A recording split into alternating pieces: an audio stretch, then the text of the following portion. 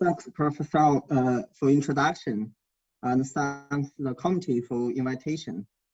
Firstly, I share my slides. Okay. It's my great honor to be here to report some progress on the third booster administration of an inactivated vaccine, CONVAC. I'm Xiangxi from the Institute of Biophysics, Chinese Academic of Science. Prevention and control of infectious diseases are strategy requirement of global public health. I am a structure biologist. Actually, viral structure information can facilitate the research and development of viral detection, vaccine, and drug design. In the past 5 years, my lab used cryo-EM to determine the tens of viral structures, including the recent SARS-CoV-2 and some giant virus like herpes virus and African swine fever virus. I'm always impressed by Xiangxi, you need to share your slides. Yeah, I shared. We can't see. Yeah, we can't see it. Can't see it. Okay, let's do it again.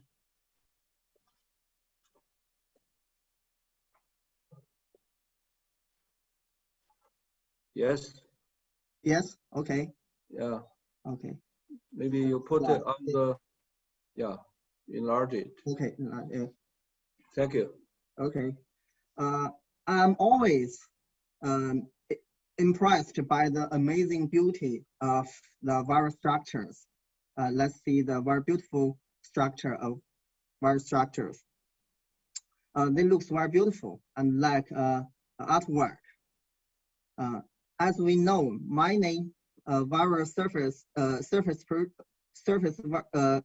proteins like spike in SARS-CoV-2 has two distinct conformations, pre-fusion and post-pre-fusion and post-fusion conformation. In their pre-fusion conformation, most neutralizing epitopes are exposed, and the antigen with the pre-fusion conformation can always elicit high levels of neutralizing antibodies, being the effective components for vaccine. However, the post-fusion so a totally different role in the antigenicity. So a better vaccine should contain more pre-fusion antigens. For SARS-CoV-2 spikes, as we expect, there are also two conformations, pre-fusion and post-fusion, two conformations. Furthermore, SARS-CoV-2 spikes are very fragile and can easily be stripped off the variants, as seen in these two figures. When we firstly checked the sample under the negative stain EM, most spikes have been stripped during the purification in the left figure. After the optimization in purification procedure, a large abundance of spikes are decorated on the variant and adopt pre-fusion conformation. So that might be the one of the regions for the CoronaVac. A dose of 3 microgram of inactivated virus rather than 50 microgram for the Moderna vaccines can elicit reasonable neutralizing antibody titers in animal models and human beings. So inactivated virus vaccines have exhibit a very promising protective efficacy in clinical phase and real world. The ongoing COVID-19 pandemic has lasted for nearly 2 years.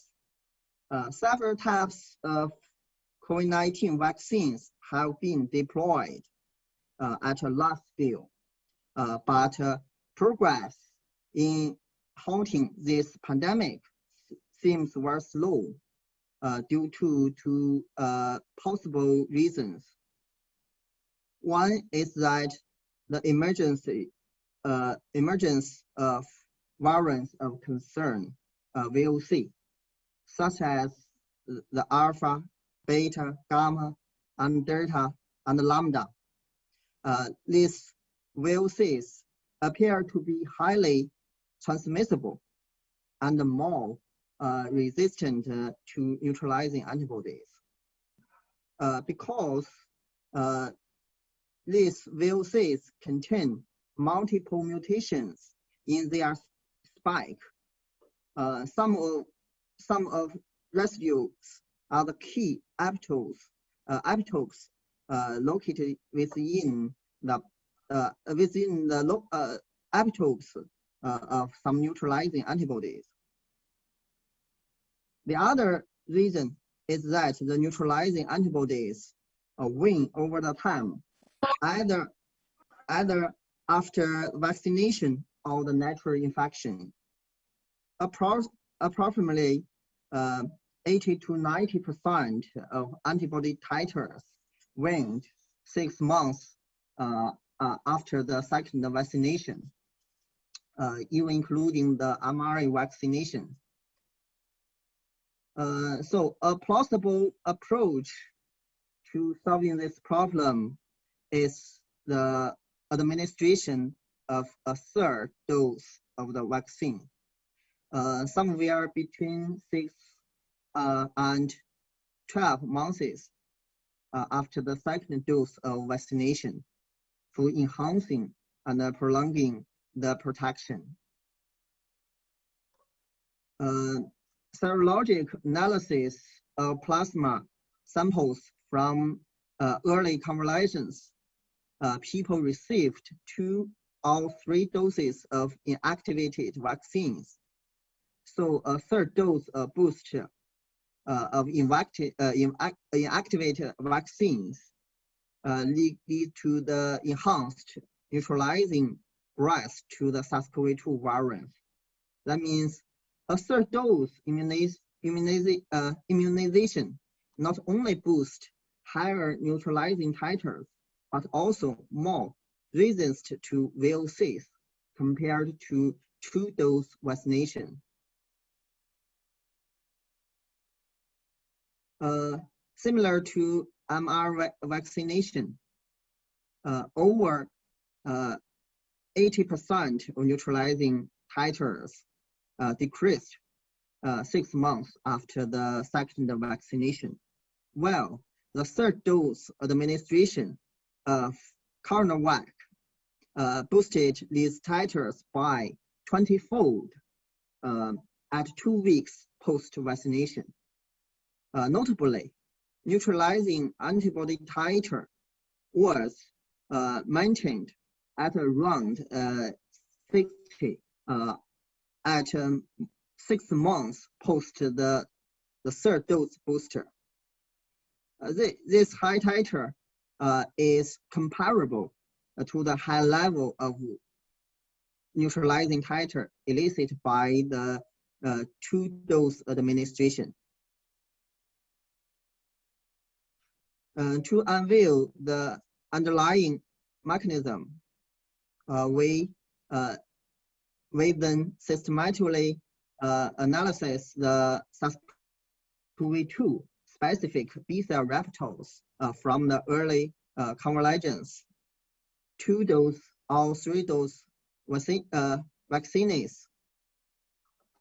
The number of nucleotide mutation in the V gene in 3-dose vaccines is higher than those in both 2-dose vaccines and early convalescence.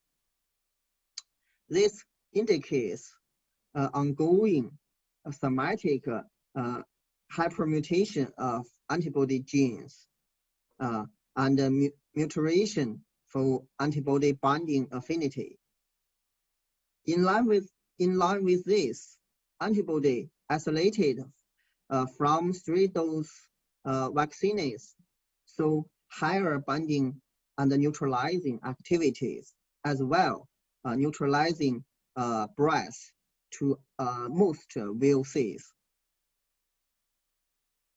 Subsequently, we analyzed a total of nearly 200 available structures of SARS-CoV-2 in complex with their neutralizing antibodies to decipher the structure activity correlates.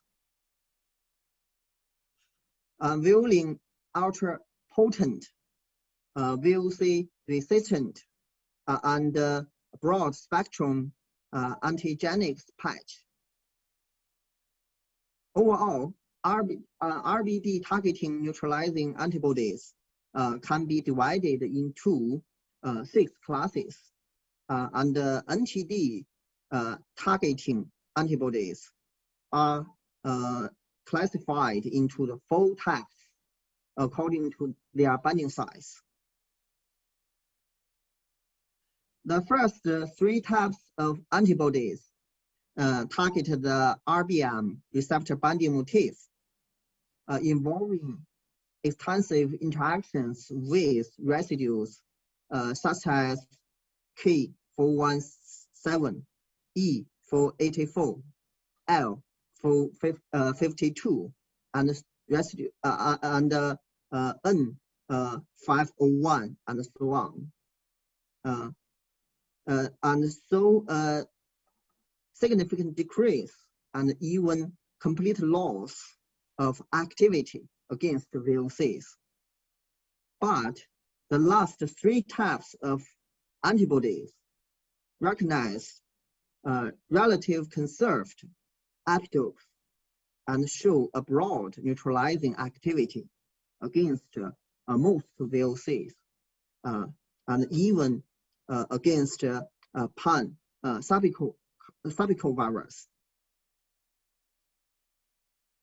With a deep understanding of antibody types, we then investigated the frequency of distribution of 6 types of neutralizing antibodies in early and late time point. The early time point means analysis from the early convalescence and 2-dose vaccines. The late time point indicated the analysis from the later convalescence, all the 3-dose vaccines. The first 3 types of antibodies were dominantly existed in the early time point, explaining the reduced activity against VOC. But in late time point, the last 3 types of antibodies have significantly been enriched, almost equal to the first 3 types of antibodies. This evidence provided evidence for observed increased neutralizing breadth in 3-dose vaccines. In summary, a 3rd dose of inactivated vaccines lead to expeditious and durable recall response that is more potent with significant enhanced neutralizing breadth. The ongoing antibody somatic mutation and the memory B cell clonal turnover via 3-dose inactivated antigen stimulation confer to the neutralizing potency and breadth. A total of nearly 200 available complex structures of SARS-CoV-2 encompass their neutralizing antibodies deciphered the structure activity correlates. Unveiling ultra component VOC resistant and a broad spectrum antigenic patch on the RBD. Differential frequency of distribution of antibody types from the 1 to the 6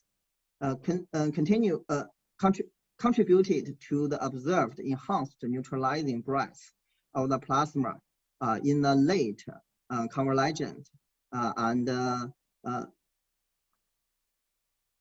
3-dose vaccines. The matter the binding affinity vs the SHM rates indicates the binding affinities increase accompanied by the SHM mutation increase. Lastly, I would like to thank all my team members and all my collaborators. Thank you for all, and thank you for listening.